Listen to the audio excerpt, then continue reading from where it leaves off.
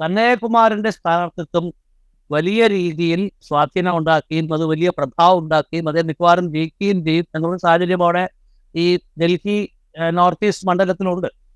അപ്പോ അതിന്റെ ഒരു ഈ ആത്മമായിട്ടുള്ള, അതായത് ഈ സ്ഥാനാർത്ഥികളെ പരിചയപ്പെടുത്തിയ എല്ലാ യോഗത്തിലും ഒന്ന് പരിചയപ്പെടുത്തിയത് ലൗലിയാണ്.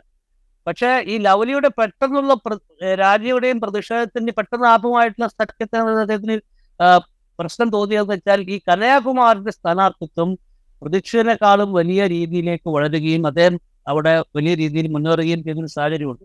അദ്ദേഹം കോൺഗ്രസിന്റെ സ്ഥാനാർത്ഥിയാണ്, ആപ്പിന്റെ സ്ഥാനാർത്ഥിയല്ല. അപ്പോ പിന്നെ മാത്രമല്ല അദ്ദേഹം കോൺഗ്രസ് ഒരു പരമ്പരാഗത കോൺഗ്രസ് ആണല്ലോ, അദ്ദേഹം CPIയിൽ നിന്ന് വന്നിട്ടുള്ള ഒരാളാണ്. പിന്നെ ഇപ്പോൾ രാഹുൽ ഗാന്ധിയുടെ ചെവിയുള്ള, ഇംഗ്ലീഷിൽ പറയുകയാണെങ്കിൽ somebody who has Rahul Gandhi's year എന്ന് പറഞ്ഞാൽ രാഹുൽ ഗാന്ധി ശ്രദ്ധാപൂർവം അഭിപ്രായങ്ങളൊക്കെ കേൾക്കുന്ന ഒരാളായിട്ട് കനയ്യകുമാർ മാറിക്കഴിഞ്ഞു എന്നാണ് കോൺഗ്രസിനകത്ത് സംഭാഷണം.